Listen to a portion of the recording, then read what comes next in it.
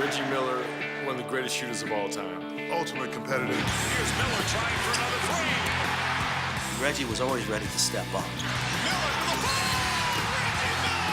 My goodness! One of the best clutch shot makers in the history of the NBA. Unbelievable! Reggie hits the three! He's a guy that always wanted the ball in the last few seconds of a game. And if he got it, he usually knew what to do with it. Miller for three, and he got it. And a steal. Miller retreats to the three-point line and hits again. Reggie Miller has tied the game with 13 seconds remaining. The game is never over until it's over. He played out of his mind that game. One of the most remarkable comebacks in all of basketball. Oh, he's a Hall of Famer. That's simple as that. How about this guy? Slum up the pressure. He makes all the big shots.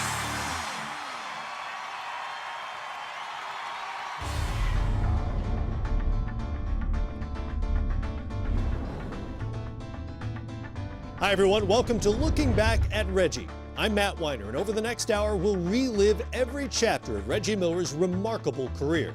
At 6'7" and just 180 pounds, many wondered if the lanky shooter would survive in the NBA. But his competitive spirit drove him through 18 memorable seasons. His story begins long before his pro career. Kevin Harlan talked with Reggie about a journey that began growing up in the hyper-competitive Miller household and ended at the Hall of Fame. Reg, first of all, congratulations. Thank you, appreciate it. So since that time when you found out when we were together on the road someplace till, a couple months afterwards, where we are right now, what's your sense? What's your feel? When I found out about this in February, obviously you're so excited. You're in an elite company. You're part of the Hall of Fame. You're joining your older sister, Cheryl. All those emotions go.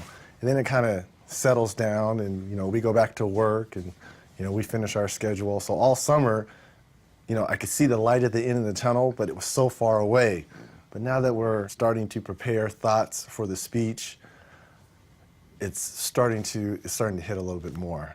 All good stories have a beginning, and yours was in Riverside. Right. Do you recall when the basketball was in your hand for the first time, or a time when you might have been on a playground or just whatever? Well, I'm a huge baseball guy. Yeah. Baseball was my first love. And once I got into middle school and eventually high school, my high school coach wanted me to pitch. Well, I was a dominating pitcher in Little League, but the mound was closer. The mound was further, and I didn't want to pitch. I wanted to play center field and just chill out, wait till someone hits me the baseball. So that's when I decided to give up baseball and gravitate towards basketball. And plus, basketball had that non-stop action. Every play, the fans and the crowd and the teammates were into it. Plus, I was such a fan of watching Cheryl, because Cheryl was all-world since she was in the 5th grade. You mentioned Cheryl, and I read someplace where you developed your arc in your high release, and a lot of that came from those early days of one-on-one, whether it was with her or your brothers. It was never conventional having my elbow in. And the only reason I could get it over Cheryl and over Saul and Durrell is I had to put my elbow out and get off a quick release and get a higher arc, so it'd be higher over their outstretched hand coming towards me. So that's where the unorthodox of holding the basketball and shooting form came from, almost by default, because I was getting my butt kicked all the time by Cheryl, Saul, and Durrell.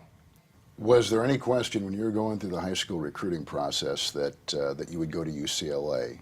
Because Cheryl went to USC. The only schools that were really interested in me were Arizona State, with Coach Collins was an assistant coach there. That's right, he was. Cal State Fullerton, and maybe Colorado State. Doug always told me that your dad, he was not going to let you get out of the state. He wanted to watch you play. And sure enough, he got his wish. Yeah, he didn't want me to play for USC, and because he had heard enough of the Cheryl Miller's little brother, and he thought if I had gone to USC, they would pile on even more. So he didn't want me to play at USC. He really wanted me to, either play at Cal State Fullerton or UCLA. And you finished second to Lou Alcindor in all-time scoring when you graduated. And think of the marvelous players that were before you and where you rank all-time in scoring. That is an incredible achievement. Every day at practice, one of those guys would come by. And we're talking about over a span of 4 years. How great was that? From Bill Walton, Jamal Wilkes, the Cap, Lou Alcindor, Kareem Abdul-Jabbar, Sidney Wicks.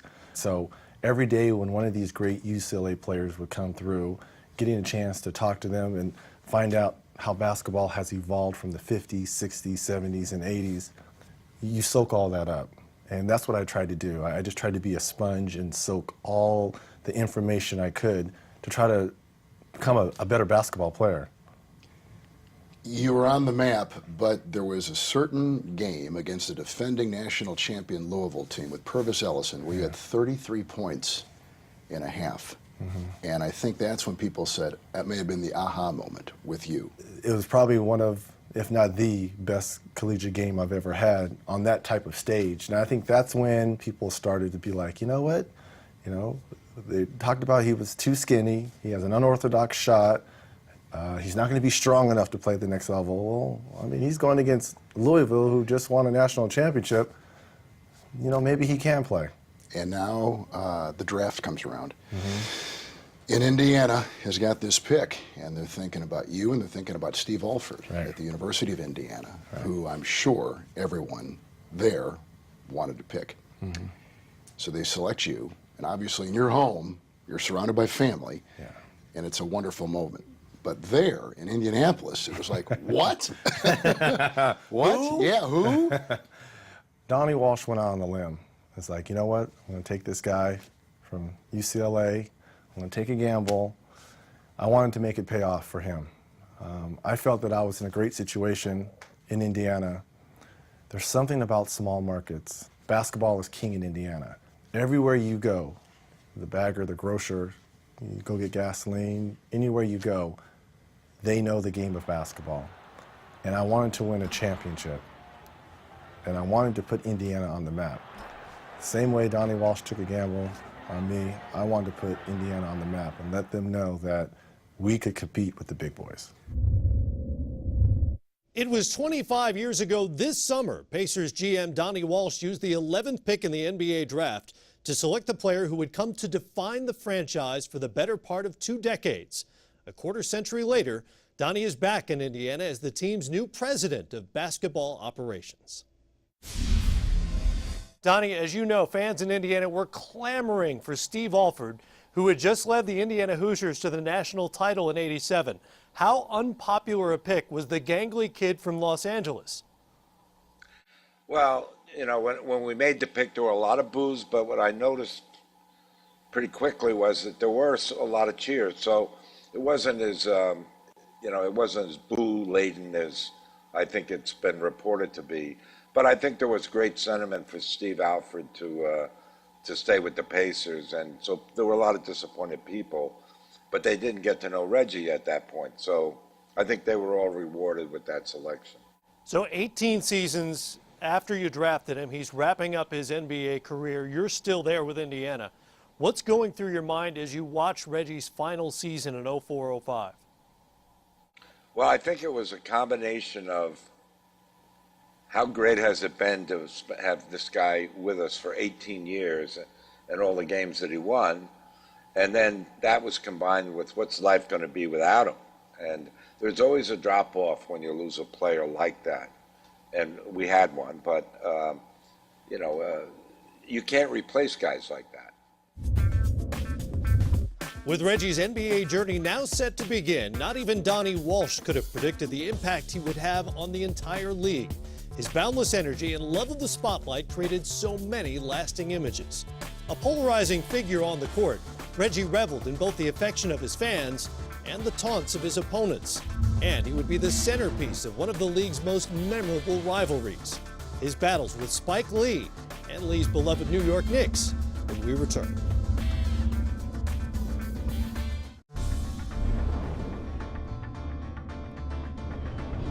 Reggie Miller, I love him, and I'm very happy that he's been inducted into Basketball Hall of Fame because he deserves it. Great competitor,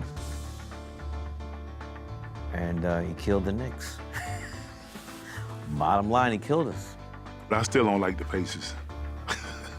Still don't like Reggie. You know, we get along now, but, every now and then when I see him, I still want to smack him. When we were in a close game and the ball was in his hands, the Pacers were in good shape. Few players have welcomed the spotlight quite like Reggie Miller, who saved his greatest theater for the grandest of stages. And in the NBA, no stage plays bigger than the Mecca, Madison Square Garden. Reggie talked to Kevin Harlan about his rivalry with the New York Knicks and their most vocal fan, Spike Lee. Battles that transcended the game itself. 94 was the Pacers coming out party, Yeah. but it really started in 93. We had played them in the first round series the year before and lost in 5 games. That's when I kind of knew that we could compete on that stage. You fast forward to 1994 in the Eastern Conference Finals. We beat Atlanta, who I thought was the #1 seed at that time. And now you're going against the #2 seed, the bullies on the block, the #1 media market, Patrick Ewing, Pat Riley, and the Knicks. And you're on center stage. This is for you, Indiana. We're coming back. Yeah. What I just said, I wanted to put Indiana on the map. Well, what better place to do it than going against the #1 media market team and the Knicks? And then things that come with the Knicks, like some of their fans. So I met Spike a few times. We weren't buddy or cool or anything like that. So we played the Knicks a couple times during the regular season. We caught fire. You know, we beat Orlando, we beat Atlanta. Now we're getting ready to play the Knicks. And I get a phone call, and it's Spike. And he's like, do you want to make a little wager? I'm like, sure, I'll make a wager, because we're going to do you guys. He's like, okay. Well, what do you want? Well, you know, my wife at the time, who was trying to be an actress, it's like, okay, well, put her in one of your, you know, Do the Right Thing movies. No kidding. Yeah, and if It's the quite a Knicks wager. won, he wanted me to go visit, at the time, Mike Tyson was in jail in Indiana because of everything that had happened to him. He wanted me to go visit Iron Mike. So that's kind of what set the stage between he and I. 25-point fourth quarter. Swings away and hits. 39-point game, June 1st, 1994. What do you remember from that game, and I guess in particular that quarter? You talk about out-of-body experiences. That might have been the 3rd or 4th time I've had that feeling on the court. Miller open again. I'm going to either shoot my way in, or I'm going to shoot us out. Look at this shot. And he hits it. It's a three-pointer for Reggie Miller. Well, I started to make my first couple shots at the start of that 4th quarter, and I started to look over at Spike a little bit, and he was kind of, things started to come out my mouth. And Reggie Miller in an animated discussion with Spike Lee, The looks, the taunts. who again is staring in the direction of, yes, that man. You know, the finger pointing, grabbing, choking, and magic was born.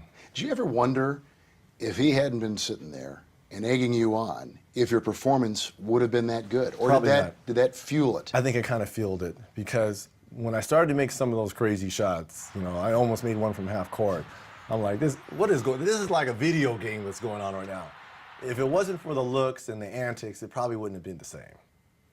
What do your teammates say to you during timeouts? What were guys from the Knicks saying to you on the floor? They had to just be going, holy smokes. I remember Byron Scott and Sam Mitchell coming up to me with towels and fanning me down. I was like in a different zone. So in timeouts, Larry Brown would be talking and I wouldn't hear it. I wasn't hearing a word he was saying. I was just in my own little world. Let's just go play. I don't care what happens. We're going to do this. And yeah, so I was in my own world.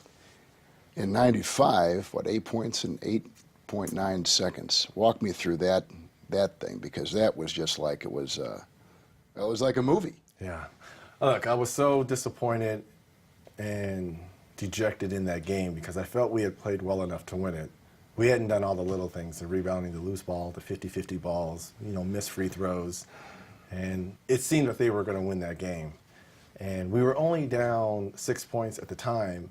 And I knew if we got a quick three, you know, then they're going to play the free throw game, you know, we would have a shot to win it. Miller for three, and he got it.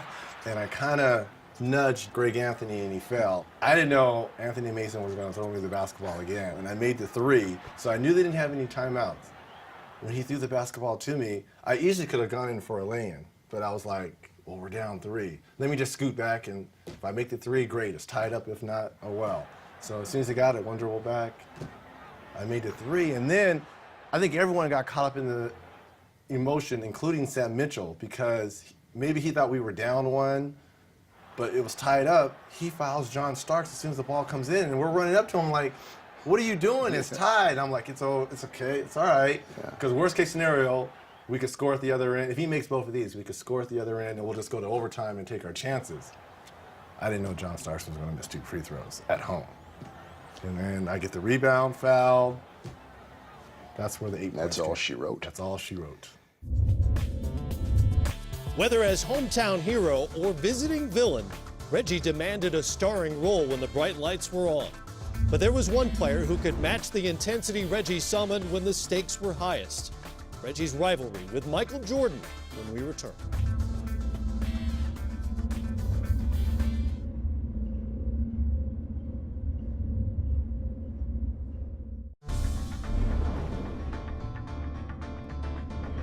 Playing against Reggie and coaching Reggie and knowing his personality, Reggie's hit more shots in crucial times than about anybody I've ever seen.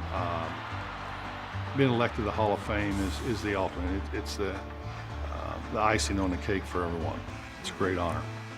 I think everybody respects Reggie because he came out and played hard every night. People always talk about how Michael Jordan came out and played hard. Reggie came out and played just as hard. While Reggie Miller earned the respect of nearly everyone he played against, the reverse was not always the case. An opponent had to prove himself worthy of Reggie's admiration with sustained greatness. And that's exactly what Michael Jordan did, time and time again. Michael Jordan, what do you remember about playing him when you guys were on the floor and he was guarding you and you were guarding him, and they had, I'm sure, some terrific shootouts over the years between just the two of you? You know, looking back over 18 years, you'd have thought that Michael and I, the Bulls and the Pacers, would have played more than once in the playoffs. We only played once, and it was that epic 7-game series. You're measured by your competition.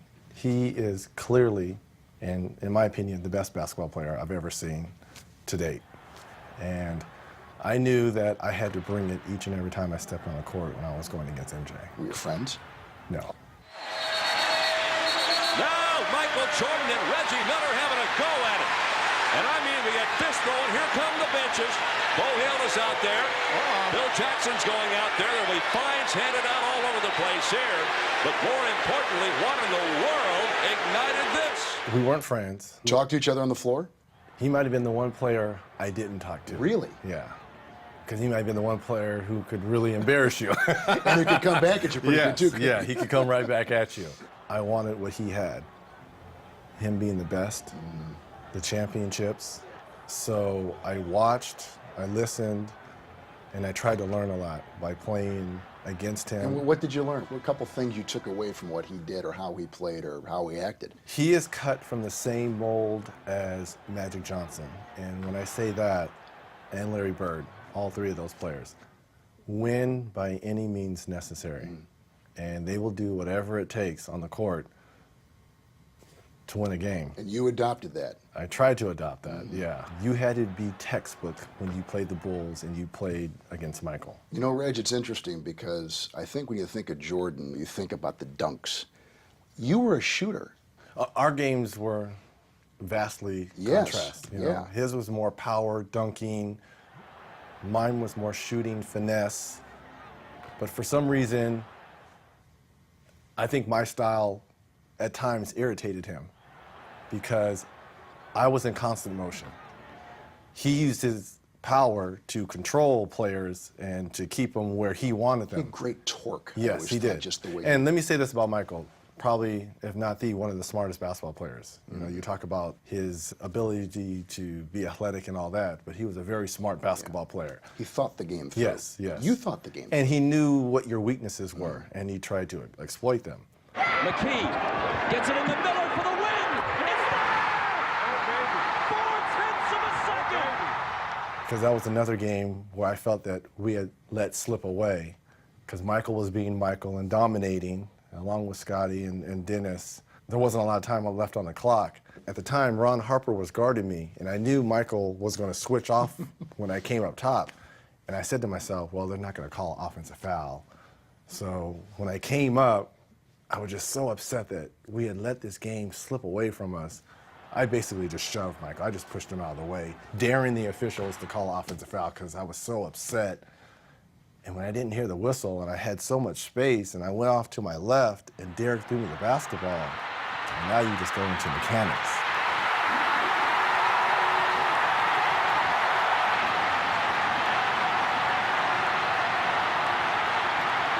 If I had known that I had that much space, I probably would have shot it differently and probably missed it. But I assumed he was right on my tail, so catch, release, and let it go.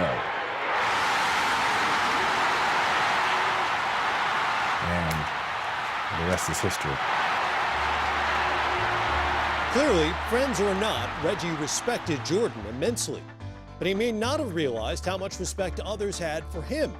In an unheard-of tribute, Pacers teammate Jermaine O'Neal illustrated the high regard in which Reggie was held. To set the stage, we go back to November 28, 1992, when Reggie torched the Charlotte Hornets for 57 points, setting the Pacers' single-game scoring record. It's a mark that still stands today, but there was a night when it could have been broken.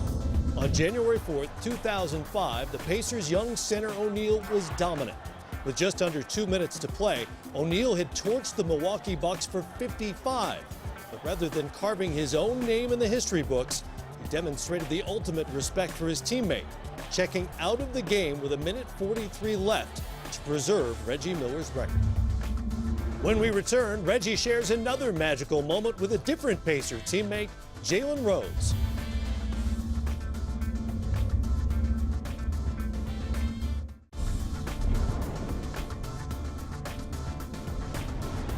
May 6, 2000, and Reggie Miller is having one of those nights against the 76ers in the Eastern Conference semifinals, knocking down 7 three-pointers on his way to 40 points. The teammate Jalen Rose matches him shot for shot, going 16 for 23 from the field for 40 points of his own.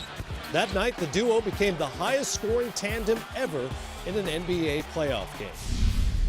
ESPN's Jalen Rose was Reggie's teammate for 5.5 seasons in Indiana, including the one that led the Pacers all the way to the NBA Finals, and he joins us now via Cisco telepresence. How are you both able to get into that kind of a rhythm?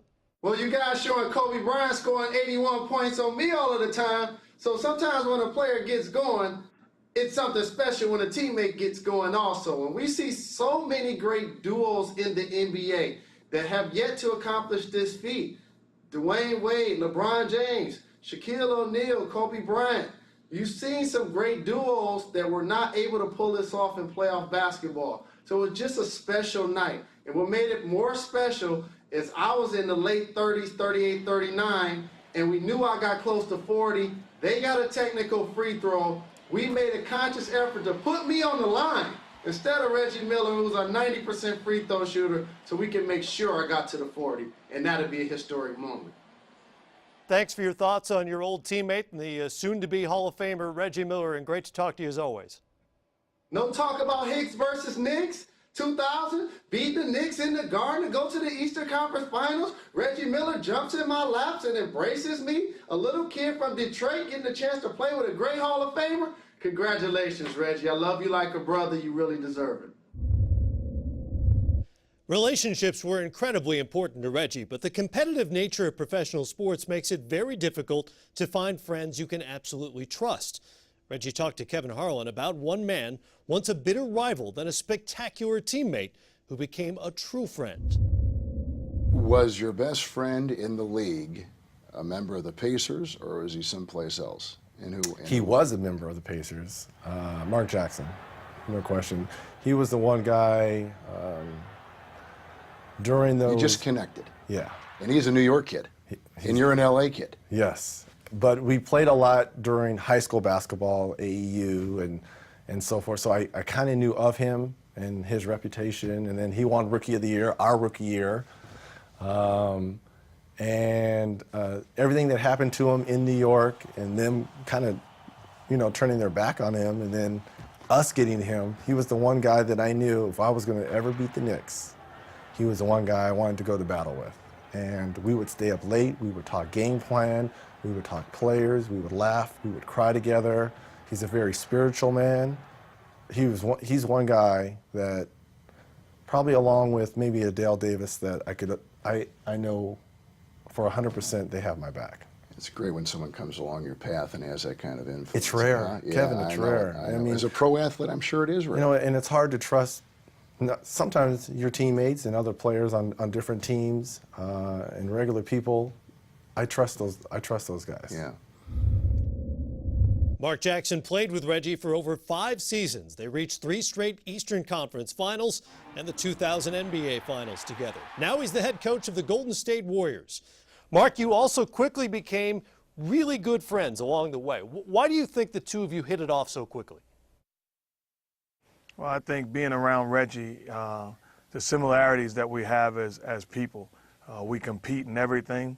We cannot stand losing. We feel like we're experts on everything besides basketball, but we debate it. Fortunately for both of us in developing our relationship, we disagreed with everything, and it only added fuel to the fire. But he's an incredible guy and a brother to me. We're spending the entire hour talking about all the great achievements of his NBA career. We've got people on talking about what a great guy he is, what a great competitor he is. You have some inside information. Tell us something about Reggie that Reggie does not want us to share in this program. I'm living in Indiana. One Halloween night, got candy and goodies at my front door, waiting for the doorbell to ring.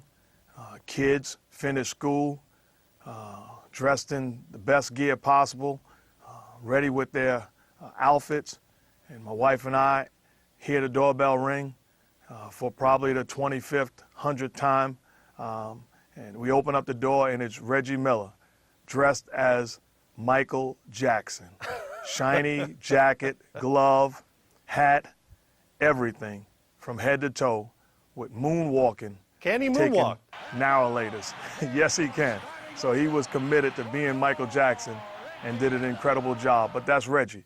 He's not too big to make himself look foolish or to have fun with life.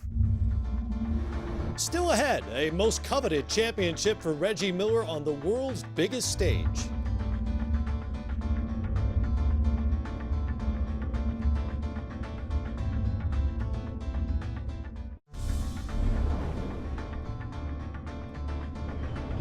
Reggie was just outstanding. I mean, anything I asked him to do, he was willing to do it because he wanted this team to win and he wanted to show the world that our game was the best. Although Reggie Miller never won an NBA championship, losing to the Lakers in Indiana's only trip to the finals, he was a key figure on Dream Team 2 during the 1996 Atlanta Olympics. The team was split between holdovers from the first Dream Team, including Charles Barkley and David Robinson, and the newcomers, of which Reggie was the leading scorer. He told Kevin Harlan that going for gold was a journey like no other. How about playing and representing your country, not just a city or a state or an individual team, but your country? Well, after seeing in Barcelona in the original Dream Team, I knew in '96 I had to be a part of that, especially being in Atlanta. And I knew a lot of the same players that played on that team: Charles, Scotty, David Robinson, John Stockton, Carl. They were on that original Dream Team, so I had to find some kind of way to get on that team.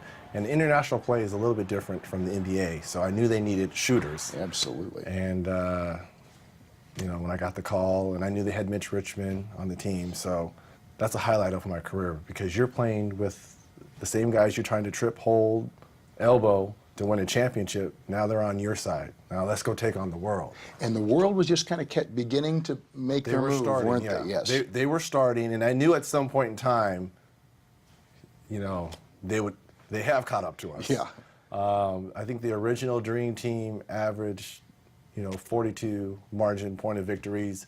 Ours dipped to 33, so it started to slip down there. Yeah. They started to catch up there, but we had a hell of a team. Where's your gold medal?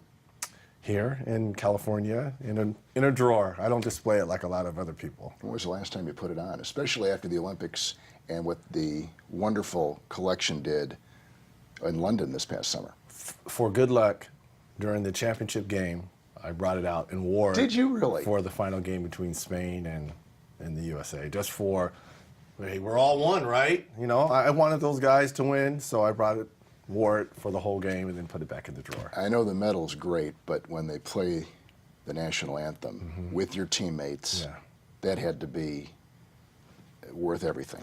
You know, you listen to the athletes and you hear a lot of the gymnasts and everything talking about, you know, when they get onto the podium, people don't understand. You know, you hear it before every ball game and all that, and you take it for granted.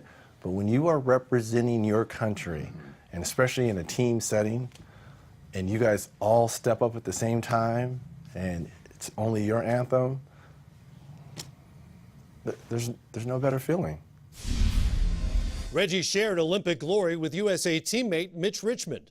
Mitch, this summer we heard all about the competitive practices of the Dream Team in 1992. How about Dream Team 2, and where did Reggie fit in with all that? Well, he was definitely one of our leaders on the team. We always shot together after practice or before practice, and you know the guy is very determined in what he wanted to be. One thing about him, I admired that he came in the league not a defensive player, but I think he got better at it throughout his career. You know, he's 6'7", so he used his arm and his length very well. You know, we saw the video of that 92 team and things got heated in the scrimmages. I'm assuming the same thing happened in 1996. Was there ever a point where somebody tried to shut up Reggie, who, as you said, was known as a talker, maybe put him in his place? Well, I'll tell you what, Reggie talked a lot, but we had another guy that talked even more than Reggie, and that was Gary Payton.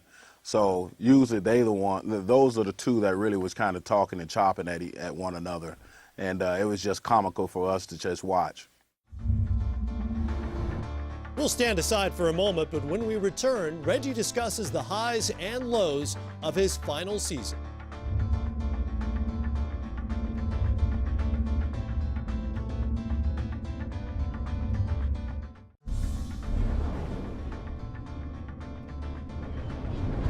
He was a warrior while playing. I mean, he took on, and sometimes he just took the team on his shoulders sometimes, and he made us better by him working as hard, and you didn't want to let him down by doing anything less.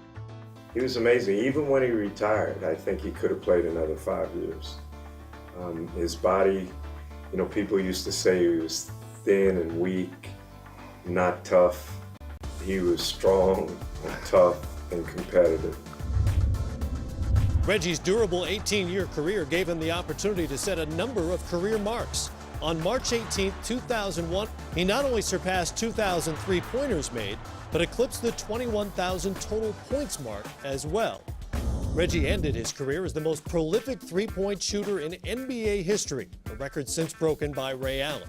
When Reggie began his 18th year in the league, he had no idea it would be his final season. But as he told Kevin Harlan, the decision to retire came down to one very unpleasant moment. In the later stages of your career, one of the darkest times in the NBA was the brawl of Auburn Hills. Walk me through that night, that incident, and then we'll talk about the aftermath in a second. But walk me through what was going on. I was off the shelf the start of the year. We were just coming back from losing to Detroit the year before, and I thought it was our best year probably to win the championship with this new core. Steven Jackson, who was just added to the team, Ron Artest, Jermaine O'Neal, Al Harrington. You know, we had a pretty good, nice young nucleus coached by Rick Carlisle. Yeah. In hindsight, I kind of wish I would have gone to Coach Carlisle and told him to pull the starters. Something was in the air. I can't put a finger on it. Ron got into it with Ben Wallace, and the fans started to jaw. And Ron is laying on the scores table, and I have my hand on Ron saying, you know, calm down, everything is okay. And out of the corner of my eye, I see an object, you know, coming towards us. You know, it was a cup, and it hit Ron, and I tried to grab him, and he just leaped over the scores table and went into the stands. And my first inclination was to try to hold everyone back, but I was like, I got to go get Ron. So I jumped over, and I went after Ron to grab Ron. And then Steven Jackson is jumping in the stands, and then all hell breaks loose. Do you ever wonder, had you been suited up that night, if there might have been a different feel for your team. When you're in civies, Yeah. and you're not playing, you're with the team, but you really aren't. You know what I'm saying? You're not with the team. I'm a control freak. And I think I could have controlled it better. If Playing. you got the uniform If on, you have the uniform on, you're on the floor. you can dictate things better, and you can kind of tell. When you're playing, you can tell when tensions are rising, and you can see that something was on the floor. The flagrant foul with Ben Wallace, and I don't know who it was against. You could see that, but if you're in the middle of it and you're hearing the talking that's going on between the lines at the free throw line, then you know something's getting ready to happen, and that's when you can be like, hey, coach, it's time to pull the starters. Did that change any way you thought about anything about yourself, about your teammates, about the game? That was the time when I knew it was time for me to retire. It was a much younger game. The respect level of it had left, I thought. And at that point in time, I didn't tell anyone, but I knew in my mind that it was time for me to retire. We talked about the fans of Indiana and how they're all in. I think that left a bad taste in a lot of people's mouths, that brawl, that scene. Maybe for the first time, basketball wasn't enjoyable for me. And the maturity level wasn't the same. And trying to teach them respect, to be on time, and to go over the playbooks, and they didn't want to have any parts of it. They just wanted to have fun. A lot of these younger players just wanted to show up, and it frustrated me. Did you enjoy when it was your time to be mentor? I loved it. Did you? And who were some of your pupils? Al Harrington, the best. At the time, Steven Jackson. Though at times he could be a little rough around the edges, deep down, I know Steven Jackson has a good heart. Jermaine O'Neal, he was my locker mate right next to me, and him and Ron constantly had problems.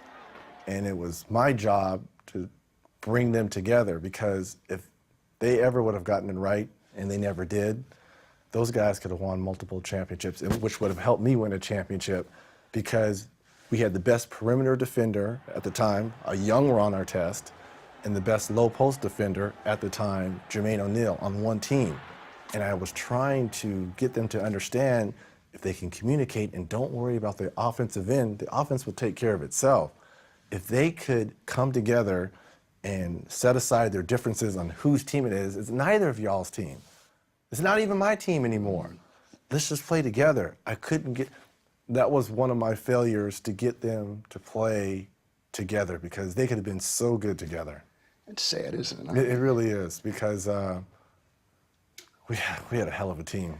Now the end is on your doorstep. Well, because I didn't think I was going to retire that year. I only knew I was going to retire after the brawl happened. Maybe if they would have known all along that this was my last year, maybe the brawl doesn't happen. Maybe they don't go into the stands, because they knew they were going to get, suspended, or suspensions were going to come down. Maybe those actions don't happen if they know. But I didn't think I was going to retire that year until everything went down.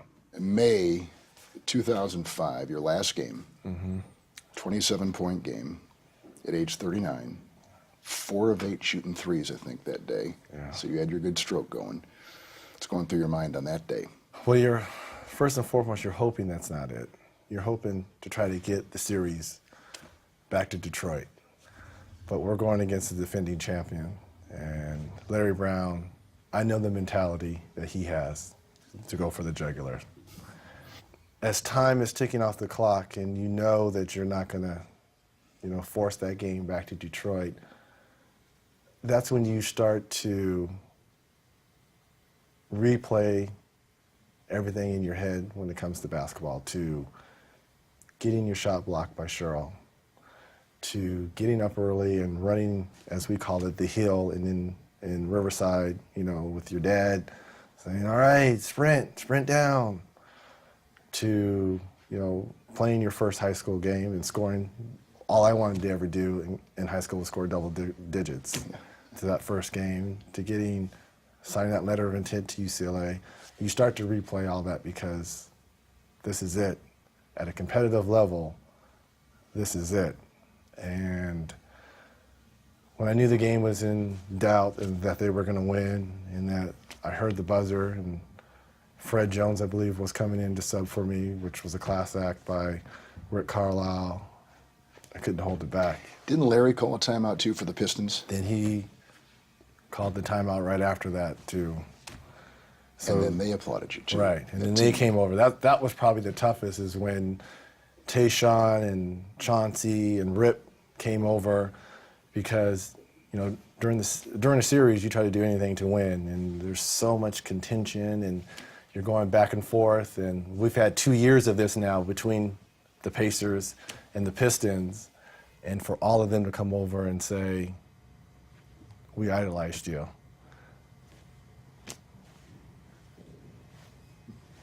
It's pretty good. It's pretty good. To some extent, all Hall of Famers are measured by their statistical accomplishments, and Reggie Miller compiled impressive numbers. In 18 seasons with the Pacers, Miller racked up the third most games by a player representing a particular franchise. Only Hall of Famers Karl Malone and John Stockton played more games for one team. Like Stockton, Reggie racked up all these remarkable numbers wearing a single uniform. We'll be back in a moment to cap Reggie's accomplishments with the greatest honor of all, his call to the Hall. Sorry about the eyes. Told you don't do that.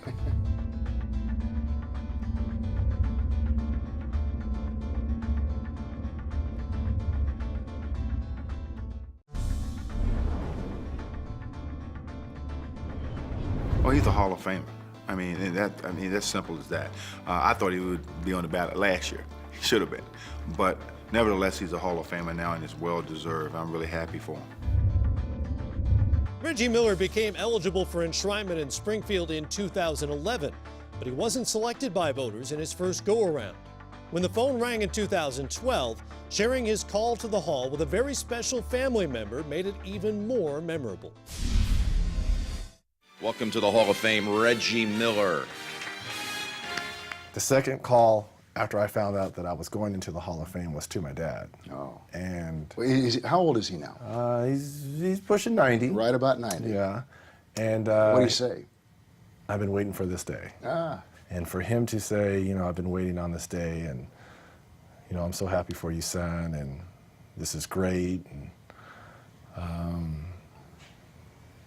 it's surreal to have a brother and sister. It's yeah. It's nice to get affirmation from a parent, isn't it? Yeah, people don't understand that. Yeah, I know. It's nice. Yeah. Sorry about the eyes. Told you don't do that. I saw back in 2007 they tried to get you to come out of retirement, Yeah. and that the they was the Boston Celtics. And what was the process to figure out at 42 you could possibly join Garnett and Ray and Pierce and Boston, who, by the way, went on to win an NBA championship that year? Yeah. The moves had just happened to bring Ray and KG. So this is August. This is August. Of 07. I would say late August. Yeah. And I get the phone call that, you know, they're thinking about adding me to the roster. Danny called me and was like, look, I think you'd be a great piece. You know, you can come off the bench, which I had no problems with doing, you know, play 15, 20 minutes a game, spread the floor. Had you been working out? No. Did you ever stop working out when you stopped playing? I did. I've always been a workout fanatic, but not basketball. I had done more mountain biking, Right, road biking, you know, running, 10Ks, things like that. But not a bunch of shooting. Not a lot of shooting. Yeah. You know, some pickup games with the Pepperdine kids and things like that, but nothing serious where I'm going every single day. So I hadn't picked up the basketball in a while, and I was like, all right, I'll give it a shot. So I went out and, as we call it, I went to shock my body. And it was the end of August. And the Celtics, he needed an answer within 2 weeks because they were getting ready to go overseas to Italy or They France. went to Rome, right? They went to Rome to play in some type of tournament, a bonding trip for the Celtics. And he needed to know before then. I always tell Danny this and tell people, if he had called in July and given me all summer. Like a 2-month leave. If he would have given me 2 months, it was too hard for me to shock my body in those 2 weeks, which I tried. So I went and I did 3 days, actually. Did you? To try to shock my body. And though the shooting was there, my legs weren't there. And if my legs aren't there, there's no way I can do an 82-game schedule. 1,389 NBA games played. 25 163 shots made. And 18 years, same team, 5-time All-Star, 3-time All-NBA, appear in the finals. It was a good little ride there. At the end of the day, ultimately, you know, people judge you on winning championships, but it's the ride in between that is so great. It's the journey of the ups and the downs, you know, the teammates along the way, from Riverside Poly Bears to UCLA Bruins to 18 years with the Pacers, through 6 to 8 different head coaches along the way. You learn a lot about yourself. You grow up. You know, at times you can be so immature when you're in high school and college, and a little bit in the NBA. But, you know, I've always felt myself, if I surrounded myself with positive people, which I did, good things are going to happen. And I didn't win the ultimate prize, which is a championship, but damn it, it was so fun trying. I loved it. We leave you with the image of Reggie's jersey being retired on March 30th, 2006, a constant reminder of a career that was truly unforgettable.